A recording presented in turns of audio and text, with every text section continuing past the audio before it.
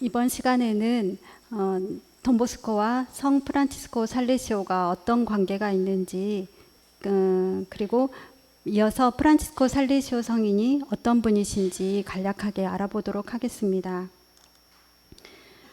프란치스코 살레시오 성인은 사부아 공국 사람인데요.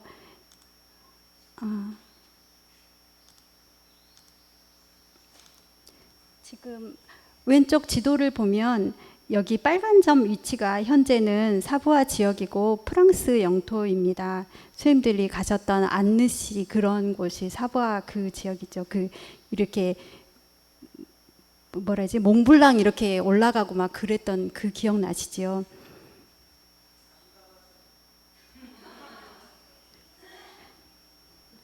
과거 긴 기간 동안 프랑스와 이탈리아의 중간 지점을 다스리고 있었던 가문이 사보이아 가문입니다. 지금 보시면 여기 오른쪽 지도가 그 시대 변천에 따른 이 공국의 영토를 보여주고 있는데요. 토리노가 속해 있었던 피에몬테 지역도 아주 긴 시간 이 사부아 지역에 속해 있었습니다.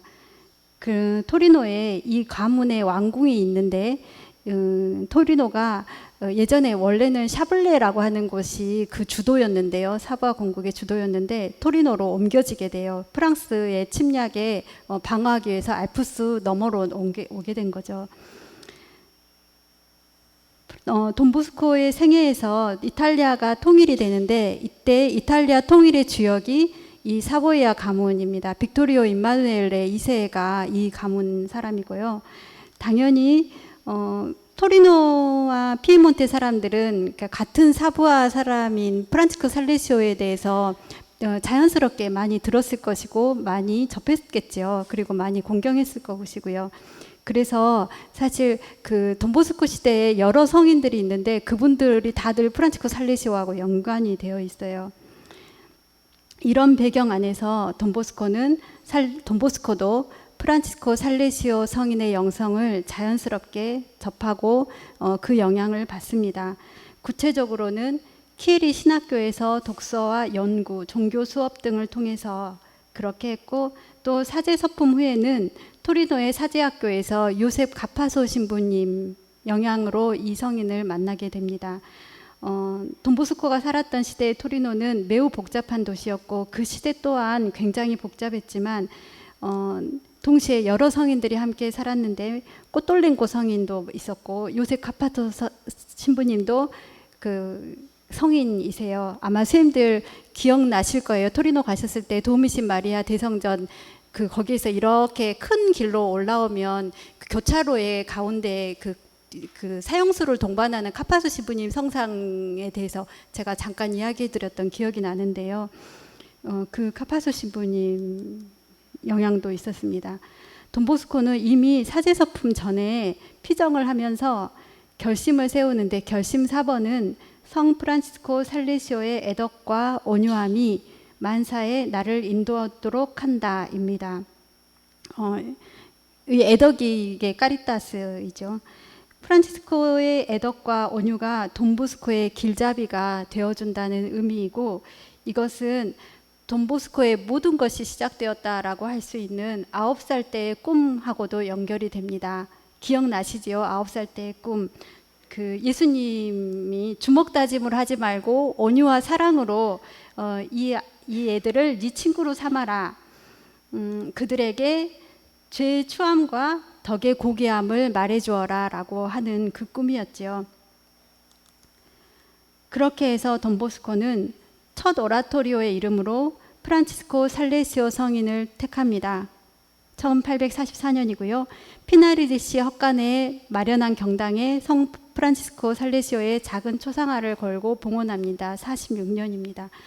그리고 처음으로 이제 정말 정식으로 성당을 세우게 되죠. 성 프란치스코 살레시오 성당입니다. 이것도 발도코 안에 들어있는 그 중간 크기의 성당 기억나시죠? 지금 이 사진은 제대 사진이고 여기 이 감실이 도미니코 사비오가 탈원 중인 것을 돈보스코가 목격하게 된 그 감실입니다. 그리고 나중에는 자신의 수도의 이름을 살레시오회라고 짓습니다. 이게 처음 살레시오 수도회의 명칭이었는데 피아 소치에타 디 산프란시스코 디 살레스라고 하는 이름입니다. 보통은 설립자들의 이름을 붙여서 회원들을 부릅니다. 그래서 글라레 신부님들 같은 경우에는 글라레티아니라고 부르거든요. 그리고 뭐 또 누가 있지요? 가르멜리탄, 그는 이제 가르멜 그 산이고, 뭐 하여튼 도미니카니 뭐 이렇게 부르잖아요. 그런데 살레시오에는 보스키아니 이렇게 안 부르고 살레시안이라고 부릅니다. 돈보스코는 일상적으로 그의 아들들이 살레시오의 아들들이라고 부르길 바랬던 거죠. 그리고 스스로 자신이 첫 살레시오 첫 살레시아노가 돈보스코였던 것이고요. 프란치스코 살레시오 성인을 자신의 모델로 삼았습니다.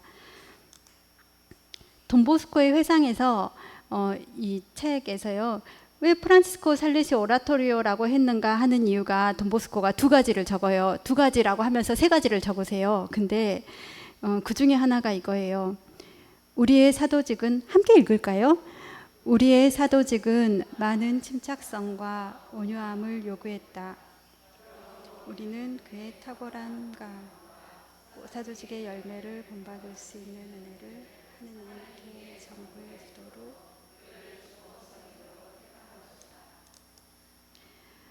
돈 알베라는 이 고해 때 이 아이가 나중에 3대 총장 돈 알베라가 되죠.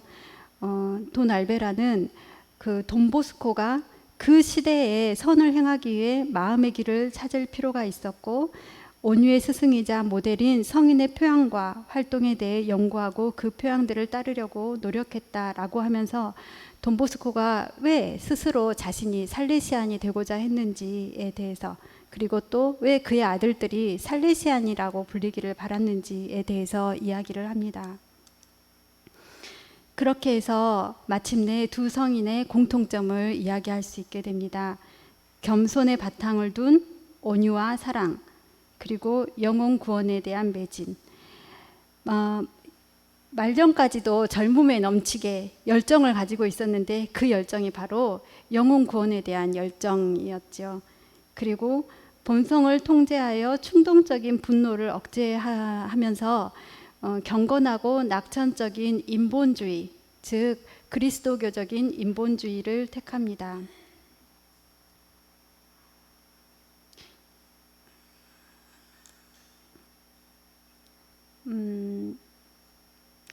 사실 돈보스코는 인식을 하고 있었는지 아닌지는 모르겠지만 그 자신이 살레시오 성인의 영성을 당시 토리노라고 하는 도시의 상황에서, 그 산업혁명이 시작되는 그 도시에서 엄청나게 시골에서도 아이들이 많이 몰려오고 하면서 이 가난한 아이들의 교육이라고 하는 특수한 목적을 위해서 적용시켰다라고 볼 수가 있습니다. 그래서 당시 흔하게 쓰였던 억압적인 방식의 교육 방식이 아니라 예방교육이라는 체계를 확립하게 됩니다.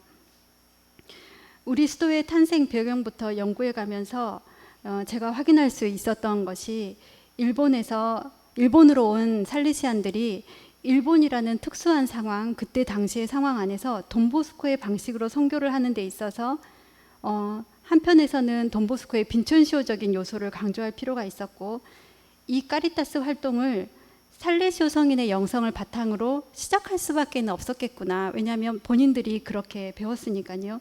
자기도 모르게 자연스럽게 자신이 늘 배워왔던 것들을 그렇게 가르쳤을 것입니다. 그 또 때로는 배운 대로 우리가 못 살잖아요. 배운 대로 못 살고 그렇게 하면서도 또 배운 것들을 가르쳤을 것이라는 거죠. 이것이 우리가 살레시안인 이유이기도 하고, 또 우리가 살레시오 성인이 어떤 분이신가에 대해서 알 필요가 있는 이유이기도 합니다. 그러면 이제 프란치스코 살레시오 성인이 어떤 분이신지 한번 들어볼까요? 프란치스코 살레시오 성인은 영성사에서도 되게 중요한 위치를 차지하고 있습니다. 돈보스코를 영성의 대가라고 하지는 않잖아요. 네, 프란치스코 살레시오 성인은 굉장히 큰 영성가입니다. 이분은 르네상스와 근대를 연결하고요. 신본주의 사회에서 인본주의 사회로 넘어오는 이 혼란의 시기에서 그리스도교적인 인본주의로 방향을 잡으신 분입니다. 그러면 먼저 생애를 보겠습니다. 1567년 현재 프랑스 동남부 사부아의 오래된 귀족 가문에서 출생합니다. 지금 보시는 사진은 토농 성체인데요. 여기서 태어나신 건 아니고 이 가까운 데서 태어났는데 그 성체는 완전히 부셔졌어요. 그리고 여기에로 이 성인의 유품 이렇게 모든 것들이 다 이렇게 이 가문이 나중에 이 성체로 옮겨오게 되고요. 15세기에서 16세기에 걸쳐진 인물이에요. 1573년부터 라로슈에서 초등학교를 다닙니다. 이 성인이 장남이었기 때문에 이 귀족 집안의 아버지께서 보통 그 당시에 그 귀족들은 그랬대요. 첫째는 하느님께 바치지 않고 첫째는 가문의 영광을 위해서 법률가다 막 이런 게 되는 거예요.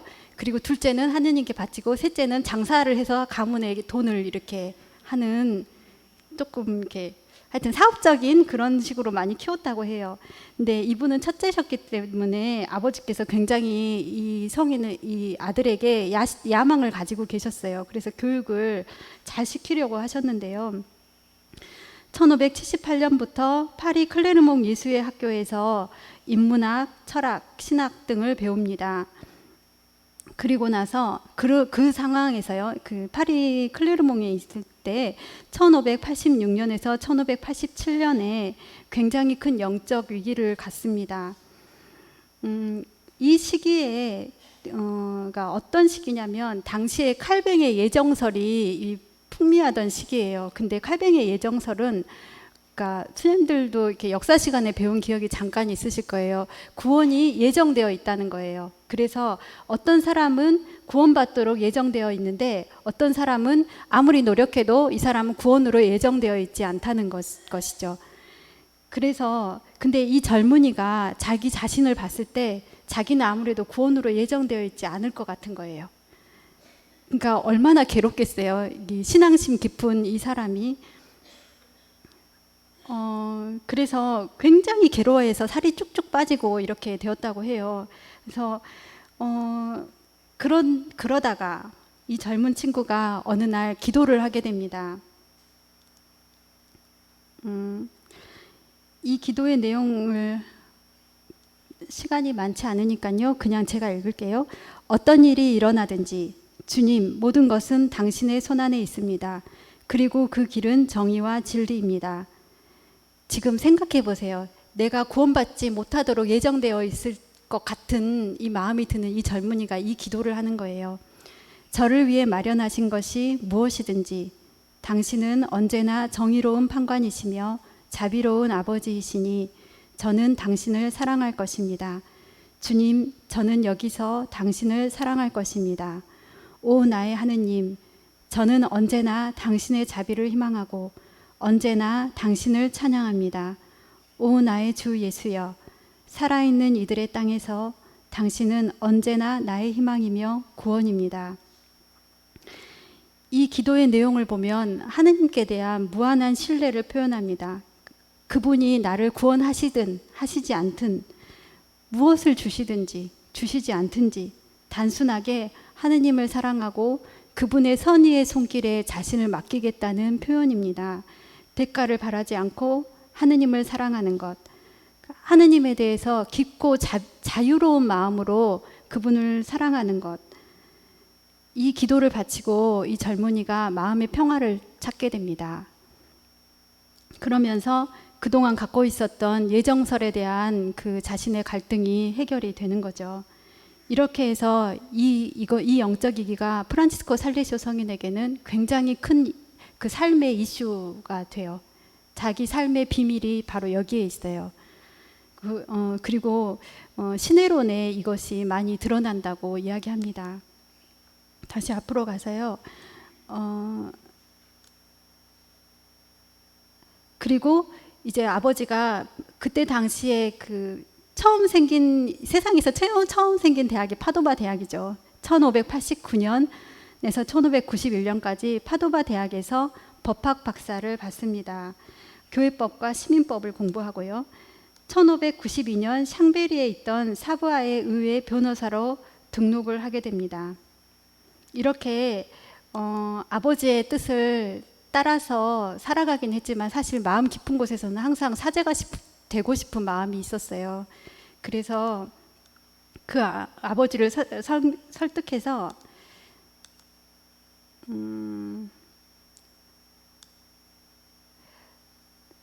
1593년 12월 18일에 사제 소품을 받게 됩니다. 그리고 그 다음에 샤블레로 선교를 떠나게 되는데요. 이곳은 원래는 가톨릭 지역이었는데 지금 칼뱅 예정설 이런 이야기 했었잖아요. 그러니까 종교개혁 시절인 거예요. 그래서 이 지역이 가톨릭 지역이었는데 개신교로 빼앗긴 지역이에요. 그래서 아주 소수의 가톨릭 신자들이 있었고 다수의 개신교 신자들이 있었고, 그 시대에는 가톨릭 사제가 다니기에도 굉장히 위험한 지역이었습니다. 이 샤블레 지역이요.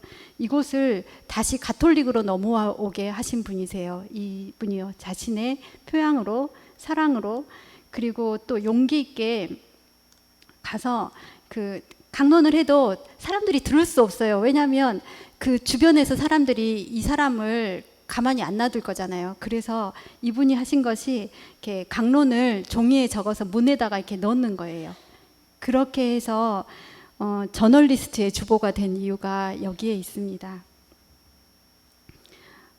처음 보이시는 저 그림은, 제일 위에 보이시는 그림은 알랭주라고 하는 곳인데요. 요새였어요, 옛날에. 지금도 이렇게 보면 높은 곳으로 올라가는 곳인데요.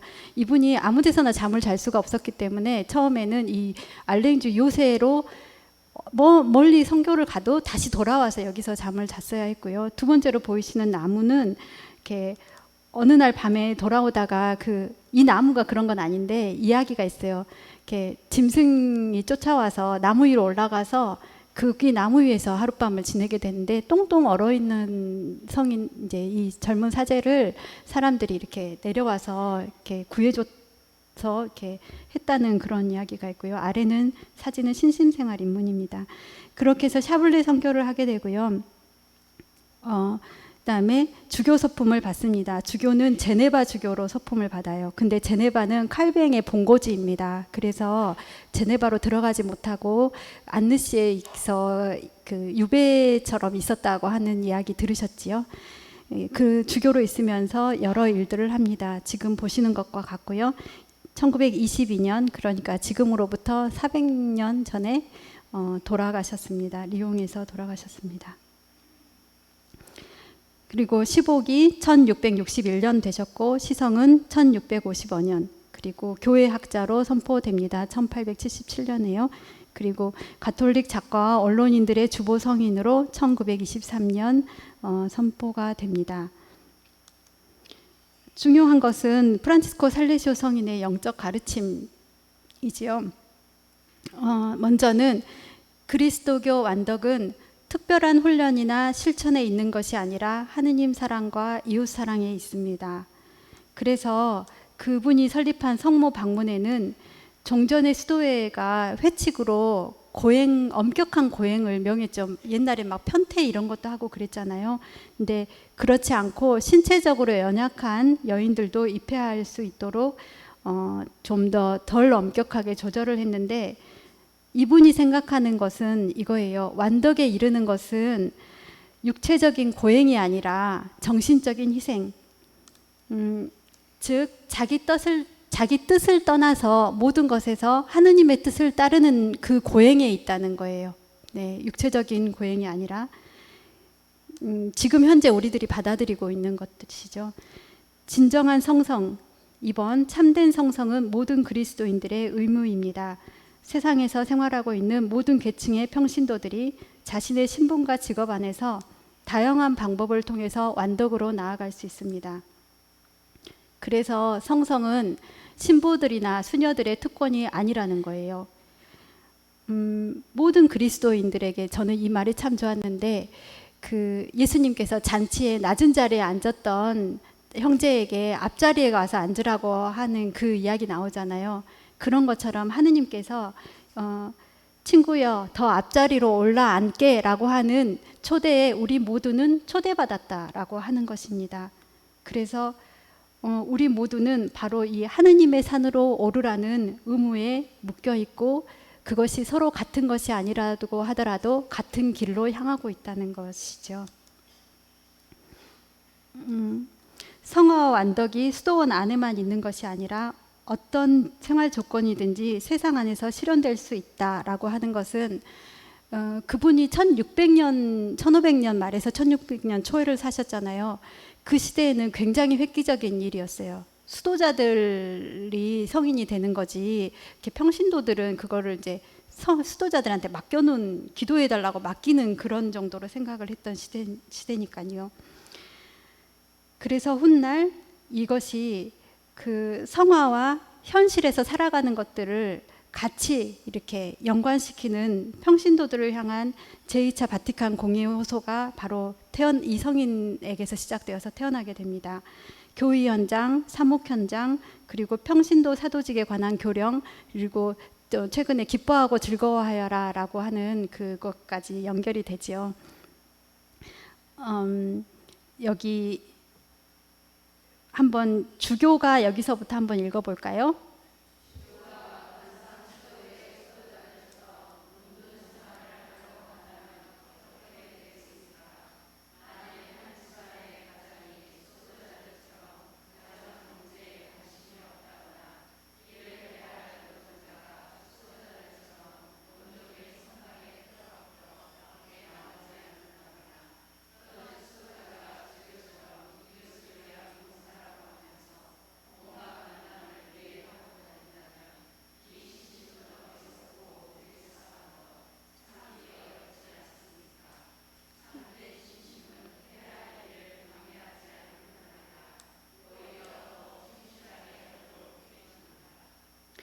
네, 그래서 이 말씀을 이렇게 들으면서 이게 신심생활 입문에 나와 있는 내용이에요.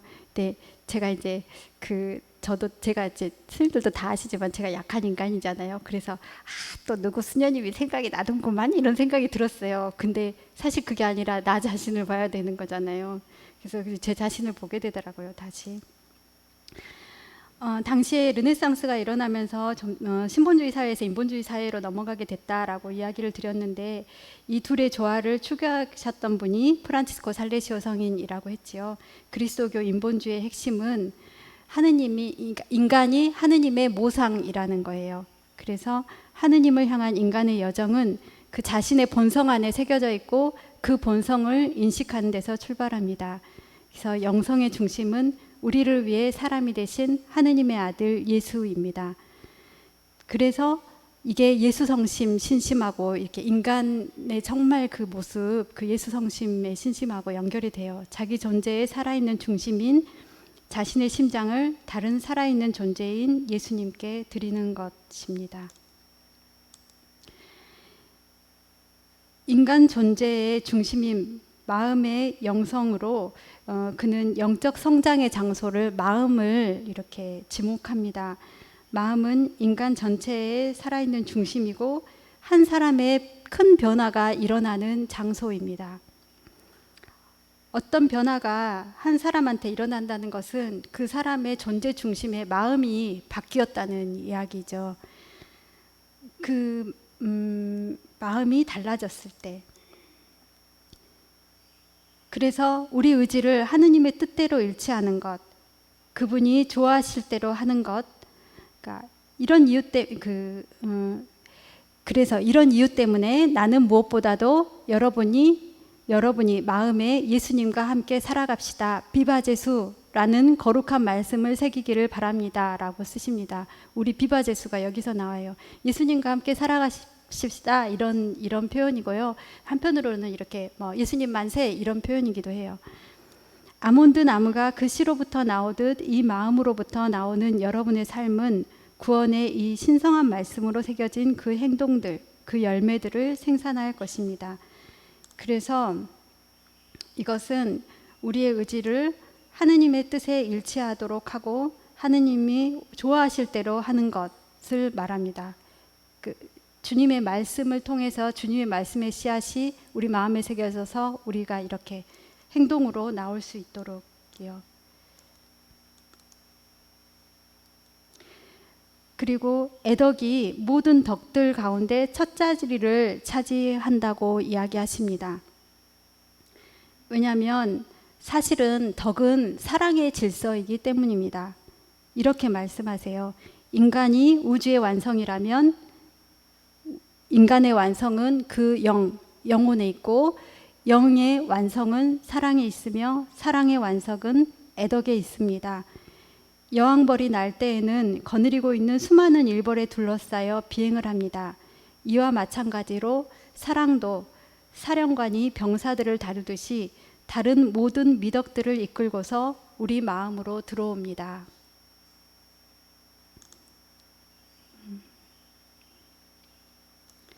그런데 이분이 말하시는 것이 그러니까 이거예요. 애덕을 통해서 인간은 그리스도교적인 완덕의 절정까지 오를 수 있게 되는데, 그것이 뭐냐면 사랑 자체이신 하느님과 일치하면서 그분의 신성에 참여할 수 있게 된다는 것이거든요. 그래서 그 자신이 한 인간의 완성에 이르는 최고의 길은 하느님께 대한 사랑이고, 하느님을 사랑한다면, 하느님을 정말로 사랑한다면 이웃을 사랑할 수밖에는 없다. 그리고 그 사랑할 수 있는 은총을 받게 된다라고 이야기를 하세요. 그런데 가장 중요한 것은 하느님께 대한 사랑을 확립하기 위해서는 사실은 다른 모든 사랑을 떠날 필요가 있습니다. 이게 성인들 이렇게 영성의 그런 길이라고 할까요? 어떤 이렇게 그거를 보면 성인들이 다 비슷비슷한 이야기를 하시는데, 예수의 데레사 영혼의 성에서도 마찬가지예요. 제일 처음 그 영성 생활을 시작하는 것은 하느님께 대한 사랑이 그 다른 모든 것들을 다 아무것도 아닌 것으로 여길 수 있게 되는 그 하느님에 대한 온전한 사랑이 있어야지 그 영적인 길을 사실은 시작하는 것이더라고요. 그 애덕은 그러니까 하느님 애덕이 향주 삼덕에 속하잖아요. 하느님으로부터 오는 은총이기도 하고 하느님께로 가도록 하는 덕이기도 하고요. 그리고 그 다음에 이웃 사랑의 표현으로서 온유가 나오는데, 겸손을 바탕으로 한 온유입니다. 겸손은 하느님께서 마음에 들어 하시는 삶을 살게 하고, 온유는 이웃들의 마음에 드는 삶을 살게 합니다. 그래서 제가 이제 이렇게 생각을 해봤는데, 애덕이라고 하는 새는 겸손이라는 날개와 하느님 앞에서의 겸손이라는 날개와 이웃에게 온유라고 하는 날개를 달고 날아간다라고 생각이 되었습니다. 네, 이 성인은 거짓 겸손과 거짓 온유에 대해서도 이야기합니다.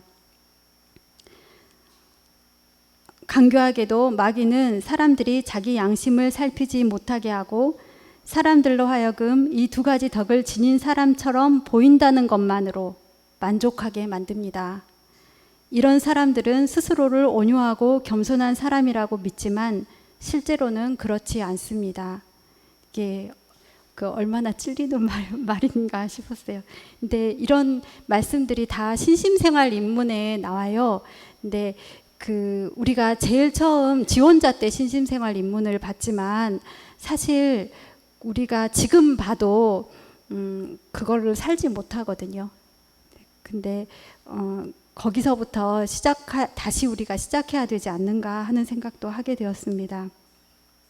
자비로우신 하느님 앞에서 풍성한 은총을 생각하는 것보다 더 겸손한 것은 없으며, 공의로우신 하느님 앞에서 우리가 지은 수많은 죄를 깨닫는 것보다 더 겸손한 것 또한 없습니다.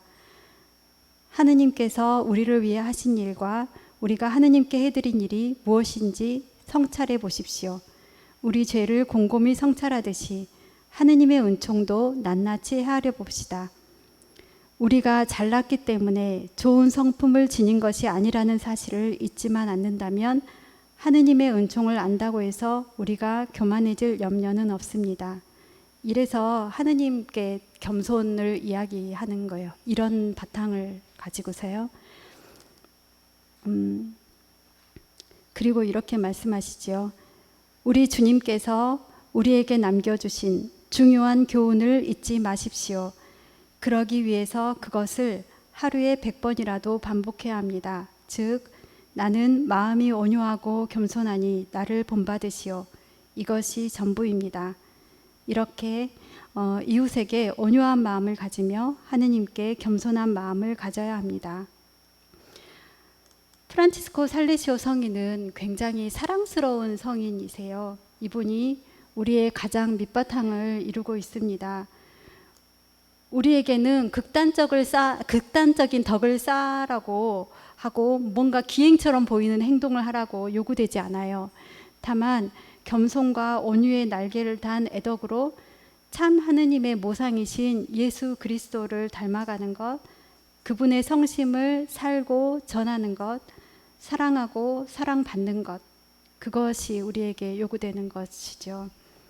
그렇게 살아가면서 사람들을 하느님께로 이끄는 것이고요. 그렇게 돈보스코, 프란치스코 살레시오 이 성인이 함께 추구했던 영혼 구원에 대한 열정, 다미 아니마스 체테라 똘레, 이것을 함께 살아가는 것입니다. 모든 것을 강요가 아닌 사랑으로 행하십시오 라고 하는 2022년 살레시오 가족 생활 지표는 그 원문이 바로 옆에 적혀져 있는 문장이에요. 모든 것을 사랑으로 행하십시오. 어떤 것도 억지로 하지 마십시오. 불순명을 두려워하기보다 순명을 더욱 사랑하십시오. 이 말씀이 아까 처음 들었을 때보다는 좀 더 의미가 깊게 다가왔으면 좋겠고요. 침묵 가운데에서 좋은 비전 되시기를 기도하겠습니다. 영광송으로 마치겠습니다. 영광이 성부와 성자와 성령께